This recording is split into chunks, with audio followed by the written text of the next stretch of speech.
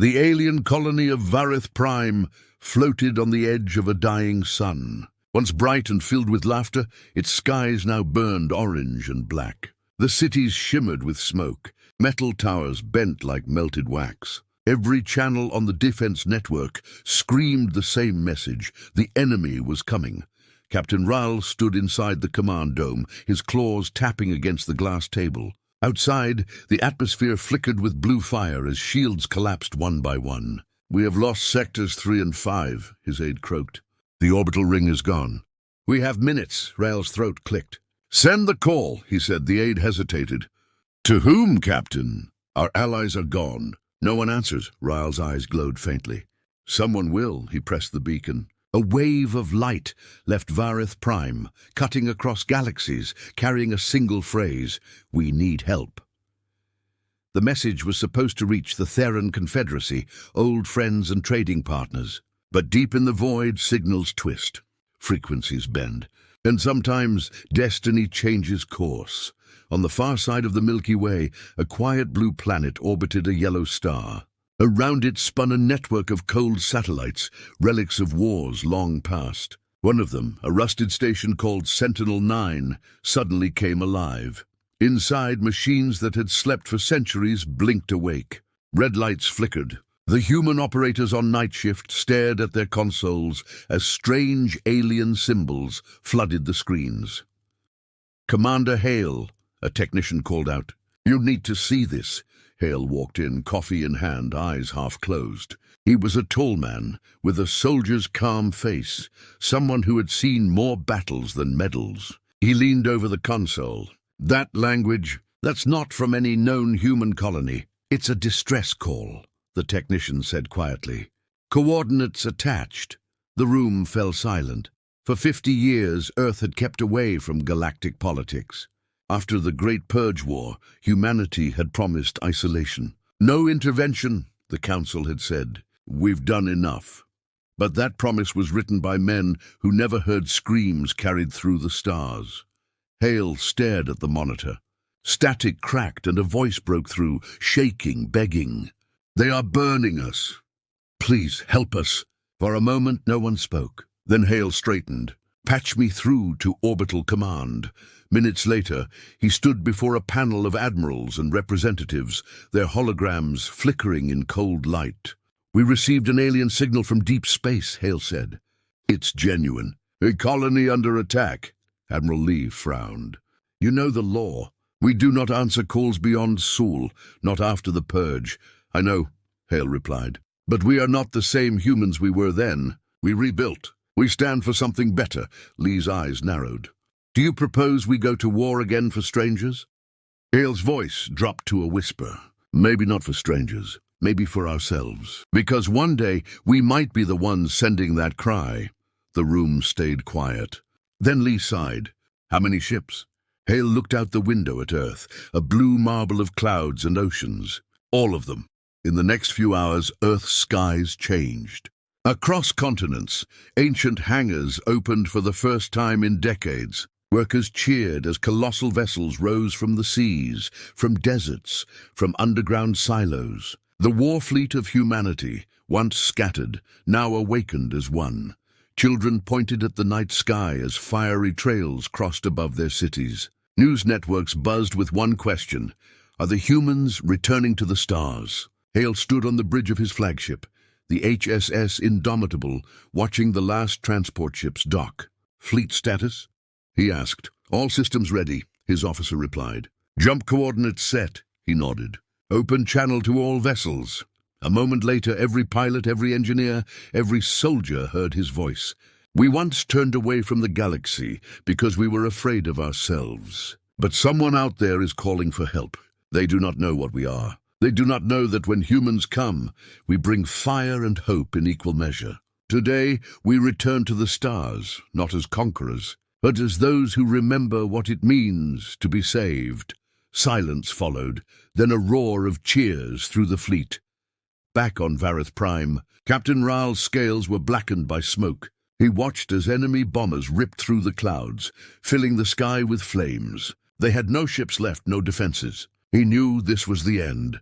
Then his communications officer shouted, "Captain, something approaching."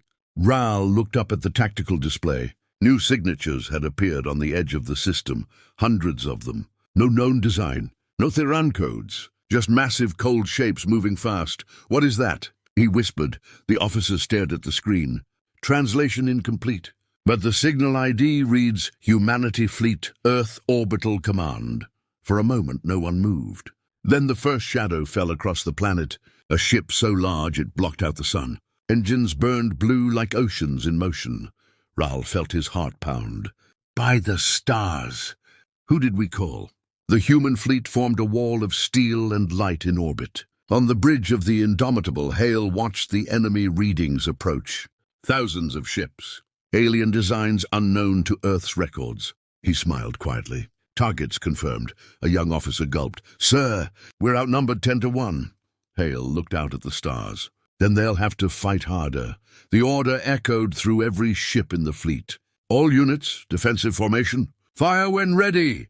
As missiles armed and plasma guns charged, Raal watched from the surface, speechless as the sky lit with white fire. The humans had answered the cry for help, and the universe was about to learn what that meant. The sky above Varith Prime glowed white and blue as hundreds of ships dropped from hyperspace. The air cracked like thunder. Clouds turned to mist. Every living thing on the surface stopped and looked up.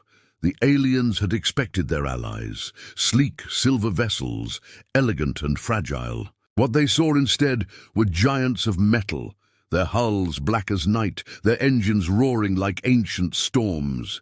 They did not glide. They dominated. Captain Raal stood frozen, his eyes reflecting the burning heavens. What are those?" he whispered. His aide trembled. "Sir, those are human ships." The words carried across the command room like a ghost from the past. Humans. The name lived only in whispers. A myth of a species that had fought wars so brutal the galaxy erased them from history. They were said to have vanished after the Great Purge, retreating to their small blue world, never to be seen again. And yet, here they were, on the bridge of the HSS Indomitable. Commander Hale watched the shattered planets spin below. His officers stood ready, hands tight on the controls. "We have visual," one reported. "Enemy fleet incoming. 300 ships forming attack pattern." "Good," Hale said calmly. "Let them come." He turned toward the main screen. Varith Prime's cities burned, millions of lives crying for help. "Activate the defense grid," he ordered. "Prepare full deployment." Within seconds, the human armada adjusted its formation. Massive cruisers unfolded panels of glowing energy. Destroyers aligned into arrow-shaped squads. The flagship's cannon cores began to hum, each note deep and heavy, like a heartbeat of a god. On the surface, Captain Raal's staff panicked. "They are firing! The humans are firing!" Raal's heart dropped. Had they come to finish what the invaders started? Were humans here to erase everything? Then he saw it. The light from above turned not toward their cities, but beyond the horizon. The human ships targeted the enemy fleet, still orbiting the planet. A moment later, the sky exploded. White beams cut through the clouds like blades. Explosions rippled across the enemy line, scattering ships like dust. The ground shook. Windows shattered. Even from the surface, the alien defenders could see the human fleet move, with frightening precision, every ship hitting, none missing. The air filled with light. The stars screamed. The enemy commander aboard his flagship shouted in disbelief. "Who are they?" No one answered, because in that moment the universe remembered a truth it had long buried. When humanity fights, the galaxy burns. In orbit, Hale gave his next command. Deploy strike wings. Dozens of sleek black fighters shot from hangar bays, streaking like comets. Their engines burned white. They swarmed the enemy formation, moving faster than scanners could track. "Target acquisition locked," a pilot said through comms. Hale's voice was cold and steady. "Show them what mercy looks like." The human pilots dove. Their weapons tore through the enemy's shields, carving paths of molten light. One after another, alien vessels detonated. The surviving enemy ships tried to retreat, but a human destroyer jumped directly in their path.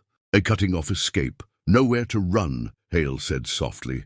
Minutes later, the last hostile signal vanished from the scanners. Silence filled the void.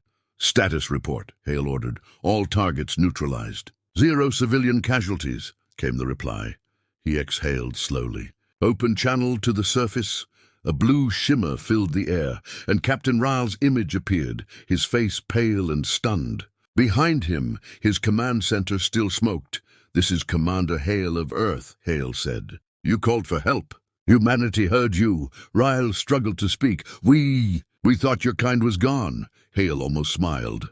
Not gone. Just quiet. Sometimes silence is the only way to heal.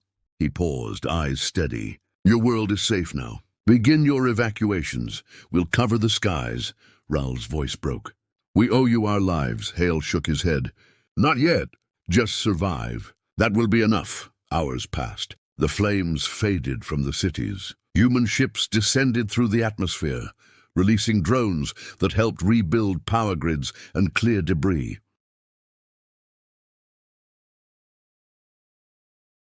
Children stared as armored soldiers stepped onto the ground, tall human figures in black suits with glowing visors. They carried weapons that hummed softly, not in threat but in presence. When they looked at the aliens, it was not with hatred, but with empathy. One small alien girl approached a soldier and tugged his armor. Are you angels? She asked, voice trembling. The soldier knelt, visor flickering. No, he said gently. We're just people who don't like bullies. Far above, the human fleet hung in orbit, silent guardians watching over the recovering planet. Commander Hale stood on the observation deck, staring at the golden sun over Vareth Prime. His second officer approached. Commander, the enemy fleet is gone. The signal's been transmitted. Every system within range knows who helped them. Hale nodded slowly. Then they'll remember what humanity means. Will they fear us? The officer asked. Maybe, Hale said. But they'll also know something else. He looked down at the green lights blooming across the wounded planet. That when humans arrive, hope follows. He turned away as alarms flickered again. Sir, the officer said, eyes wide, we're receiving more transmissions, more distress calls from nearby systems. Hale smiled faintly. Looks like word travels fast. The fleet's engines flared. Massive ships began to turn, their paths tracing lines of light through space. One by one, they jumped into hyperspace, leaving only a whisper behind. On Vareth Prime, the people looked up and saw the last human ship vanish into the stars. And for the first time in centuries, they did not feel alone. The war was over. The skies of Vareth Prime no longer burned. For the first time in centuries, the air was calm enough to breathe without fear. But peace always brings questions, and the aliens now wanted answers. Captain Ryal stood on a metal landing platform as a shadow passed over him. The massive human flagship Indomitable lowered through the clouds. Its hull gleamed with scratches and burns, silent proof of the battle it had just won. Around him, soldiers and civilians gathered in awe. No one spoke. The humans had become something larger than life, like gods returning to a forgotten world. When the landing ramp extended, Commander Hale stepped out. His armor reflected the orange sunset, and his footsteps echoed like distant thunder. He didn't walk like a conqueror. He walked like someone carrying a heavy memory. Raoul bowed slightly. Commander Hale, he said, his voice trembling, Vareth Prime is in your debt. You have saved us from extinction. Hale studied the alien faces around him, tired, hopeful, and afraid.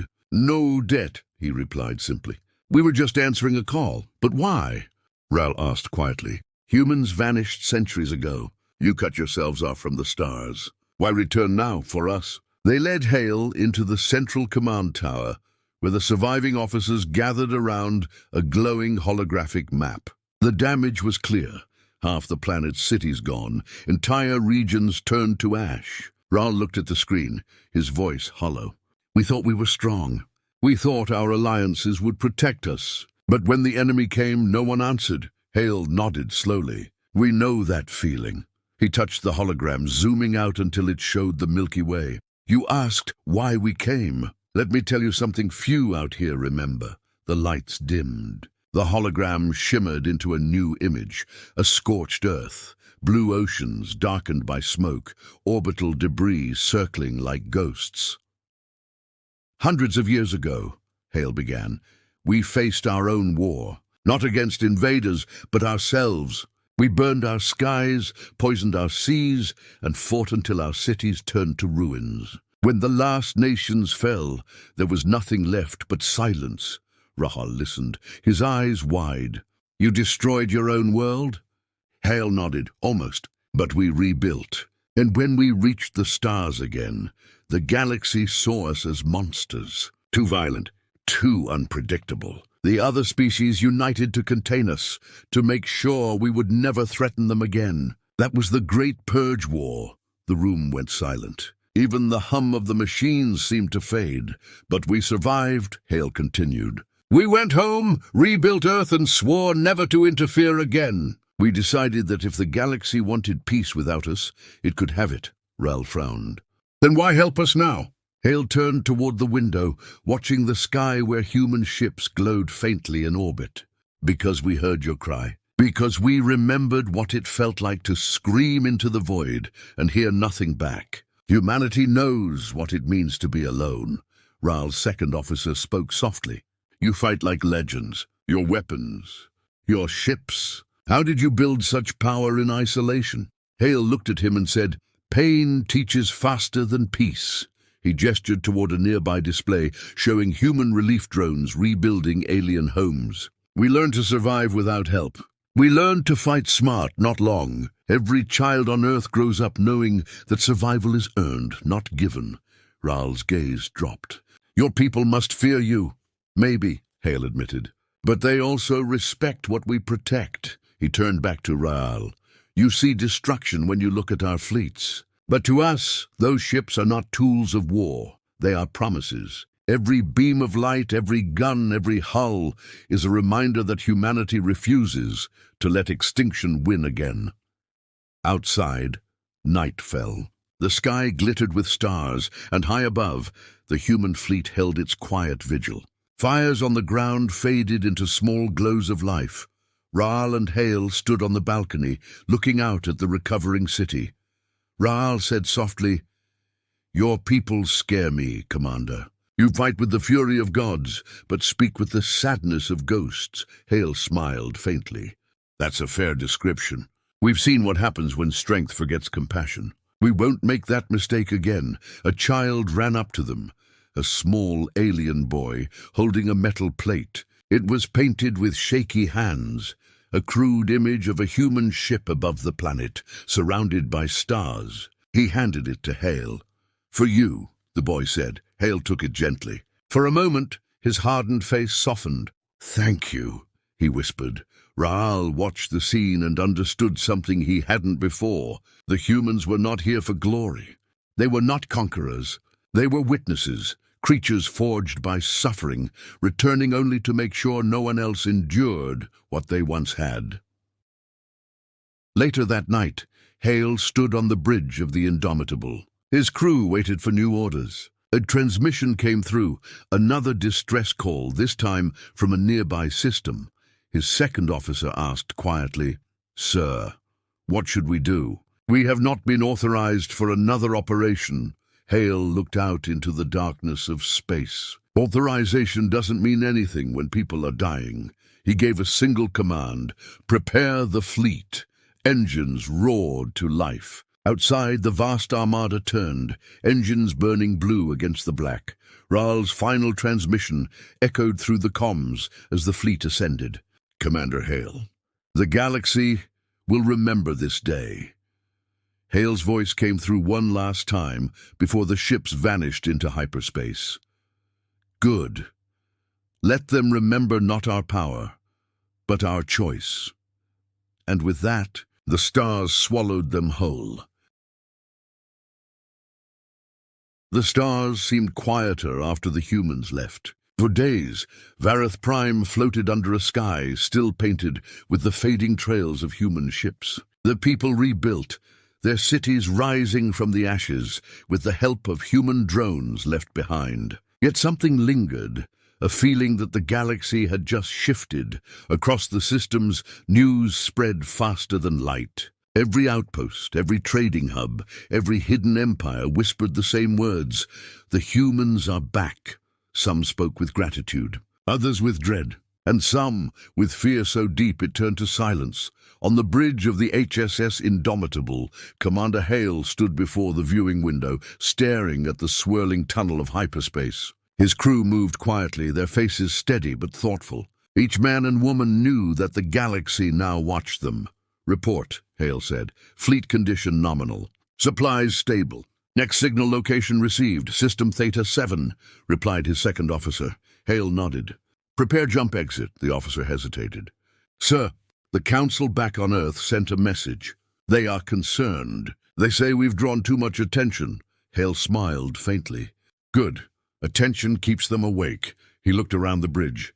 "For too long the galaxy forgot who we were. They called us savages, monsters. Now they'll remember we are more than that. We are witnesses, protectors, and if needed, storms." The fleet dropped from hyperspace near a silent world. It was a mining colony once run by a neutral species called the Arix. Now it was nothing but wreckage, blackened towers, orbiting debris, drifting life pods. "Another massacre," Hale murmured. Sensors beeped. "Sir, we're detecting faint life signs on the surface. Deploy recovery teams," Hale ordered. Dropships launched into the planet's thin atmosphere. Through the smoke and silence, human soldiers found survivors hiding in the ruins.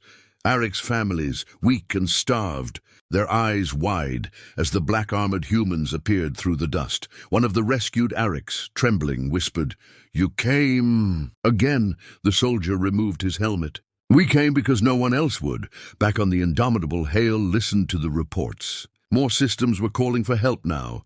Distress signals, old emergency codes, even faint ancient transmissions long thought lost. The pattern was clear. Chaos had returned to the galaxy, and wherever the light dimmed, someone whispered humanity's name. "Sir," said his officer, "the High Dominion sent us a message. They demand that we cease all interventions. They claim we are disturbing galactic order." Hale chuckled softly. "Order? That's what tyrants call silence." He walked to the main display, where a holographic map showed dozens of star systems marked in red. "Tell the Dominion something for me." The officer straightened. "What message, sir?" Hale's voice turned cold. "Tell them, when humans move, the stars shift. If they want peace, they can join us. If they want war, they already know how that ends." Meanwhile, on Varith Prime, Captain Ral stood on the city's new observation platform, looking at the rebuilt skyline. Children played again in the streets. Holographic banners waved in honor of the humans who had saved them. He touched his communicator and recorded a message for Commander Hale. "You may not return here, but you have changed everything. Entire empires now tremble, and small worlds find courage in your shadow. You have made humanity not a memory, but a warning."